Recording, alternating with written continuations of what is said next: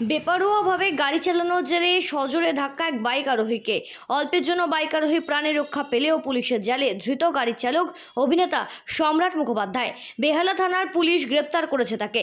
মধ্যরাতে মদ্যপ অবস্থায় গাড়ি চালাচ্ছিলেন তিনি। এই ঘটনায় এক ব্যক্তি গুরুতরভাবে আহত হয়েছেন। তাকে শহরের একটি হাসপাতালে নিয়ে যাওয়া হয়েছে প্রাথমিক চিকিৎসার জন্য।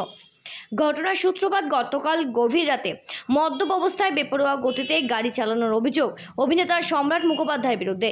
বেহালার রাজা রামমোহন রায় রোডে তার গাড়ি নিয়ন্ত্রণ হারিয়ে প্রথমে একটি বাড়ির দেওয়ালে সজোরে ধাক্কা মারে। তারপর এক বাইক আরোহীকে সজোরে ধাক্কা দেয় মুখোমুখি এসে, আর সেই ব্যক্তি গুরুতর জখম হন। দুর্ঘটনার পরে সেই আরোহীকে হাসপাতালে নিয়ে যাওয়া হয়। সূত্রের খবর, সোমবার রাতে নিজের কাজ সেরে বাড়ি ফিরছিলেন অভিনেতা সম্রাট মুখোপাধ্যায়। একটি বাড়ির দেওয়ালে ধাক্কা দেওয়ার পর তার লাল রঙের গাড়িটিও দুমড়ে মুচড়ে যায় সামনের অংশটি, আর সেই গাড়িকেও আটক করেছে পুলিশ। ঘটনাস্থলে থাকা সিসিটিভি ফুটেজ ইতিমধ্যেই সংগ্রহ করেছে বেহালা থানার পুলিশ। পুলিশ এসে অভিনেতা সম্রাট মুখোপাধ্যায়কে তাকে আটক করে নিয়ে যায়। এদিকে কোমর হাঁটুতে চোট পেয়েছে এমনটাই অভিযোগ করছে বাইক চালক।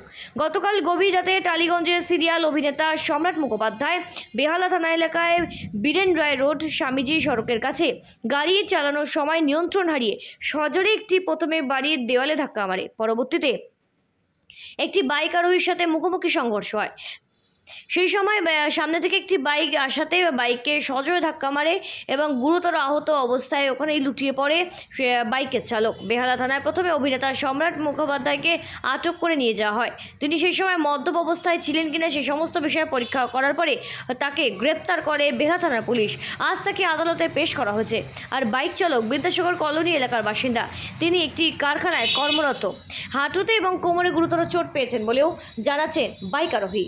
গোটা বিষয়টি নিয়ে ইতিমধ্যেই তদন্ত প্রক্রিয়া শুরু করেছে প্রশাসন।